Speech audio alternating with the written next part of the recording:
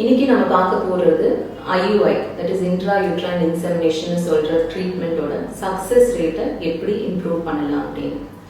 யூஸ்வலாக பார்த்தீங்கன்னா IUIயோட success rate வந்து ஒரு 10லேருந்து 15% இருக்கும். பட் அது வந்து நம்ம சில விஷயங்கள் கரெக்டாக பண்ணோம் அப்படின்னா 25%, that is 25% வரைக்கும் இம்ப்ரூவ் பண்ணுறதுக்கு வாய்ப்புகள் இருக்குது. ஸோ இன்னைக்கு நம்ம எப்படி அது பண்ணலாம்னு பார்க்க போகிறோம்.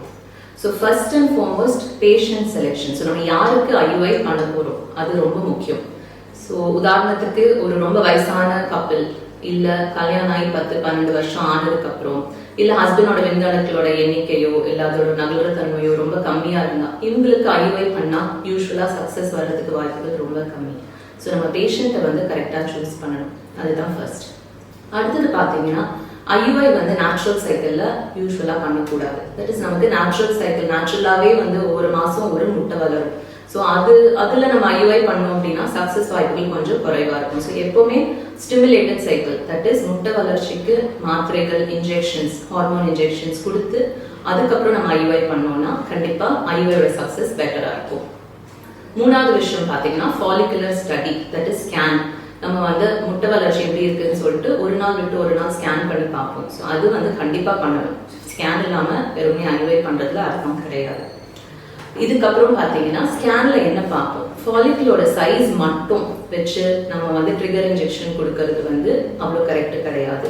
ஃபாலிகுல் சைஸோட சேர்த்து ஃபாலிகுலை சுற்றி எப்படி பிளட் ஃப்ளோ இருக்கு, பிளஸ் யூட்ரஸ், தட் இஸ் கர்ப்பப்பையோட லைனிங்கோட பிளட் ஃப்ளோ எப்படி இருக்கு, தட் இஸ் ரத்தம் ஓட்டம் எப்படி இருக்குன்னு பார்க்கறது ரொம்ப முக்கியம். அதுக்கப்புறம் எப்போ நம்ம வந்து இந்த ட்ரிகர் இன்ஜெக்ஷன் கொடுக்குறோம் அது வந்து நம்ம கரெக்டாக பார்க்கணும். ஸோ கண்டிப்பாக அதோட ஃபாலிகுலோட சைஸும் அந்த ரத்தம் ஓட்டம் பார்த்துட்டு அந்த டைமில் நம்ம இன்ஜெக்ஷன் கொடுத்தோம் அப்படின்னா அப்போ வந்து நமக்கு சக்ஸஸ் இம்ப்ரூவ் ஆகிறதுக்கு வாய்ப்புகள் இருக்கு. அடுத்தது IUI, டபுள் IUIன்னு சொல்லுவோம். தட் இஸ் 2 முறை ஒரே சைக்கிளில் 2 முறை IUI பண்ணுறது. ஒன்று வந்து இந்த இன்ஜெக்ஷன் கொடுத்து 18 மணி நேரம் கழிச்சு, இன்னொன்று 36 மணி நேரம் கழிச்சு பண்ணுறது.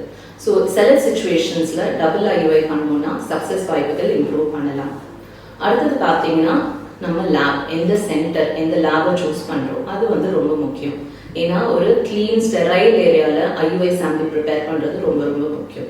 அதே லேப்ல யூரின் சாம்பிளோ இல்லை பிளட் டெஸ்ட்டோ பண்ணிட்டு அங்கேயும் IUI சாம்பிளை ப்ரிப்பேர் பண்ணுறது வந்து கரெக்ட் கிடையாது. ஸோ நீங்கள் வந்து அந்த சென்டரை வந்து ப்ராப்பராக சூஸ் பண்ணணும். எக்ஸ்பீரியன்ஸ்ட் ஆண்ட்ராலஜிஸ்ட், தட் இஸ் அந்த செவனை ப்ரிப்பேர் பண்ணுற ஆள் வந்து எக்ஸ்பீரியன்ஸ்டாக இருக்கணும். ஸோ இது வந்து கரெக்டாக பண்ணணும் அப்படின்னா சாம்பிள் நல்லா ப்ரிப்பேர் பண்ணோம்னா கண்டிப்பாக சக்ஸஸ் வர்றதுக்கு வாய்ப்புகள் அதிகமாக இருக்கும். அதுக்கப்புறம் IUI ப்ரொசீஜர், தட் இஸ் அந்த ப்ரொசீஜர் பண்ணதுக்கப்புறம் அட்லீஸ்ட் ஒரு 15 to 20 மினிட்ஸ் நீங்கள் அதே பெட்டில் அந்த பேஷண்ட்டை படுக்க வச்சு மூவ் பண்ணாமல் இருந்தால் ஒரு 50% வந்து சான்சஸ் ஆஃப் இம்ப்ரூவ்மெண்ட் இருக்கு.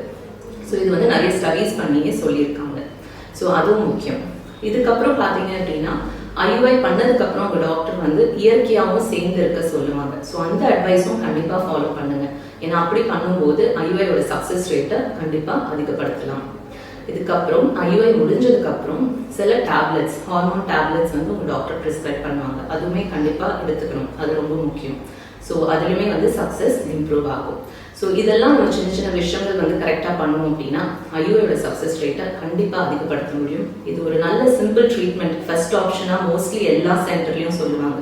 ஸோ இதை நம்ம ஒழுங்காக பண்ணணும், கரெக்டான பேஷண்ட்டுக்கு பண்ணோம் அப்படின்னா இதில் நம்ம கண்டிப்பாக சக்ஸஸை எதிர்பார்க்கலாம்.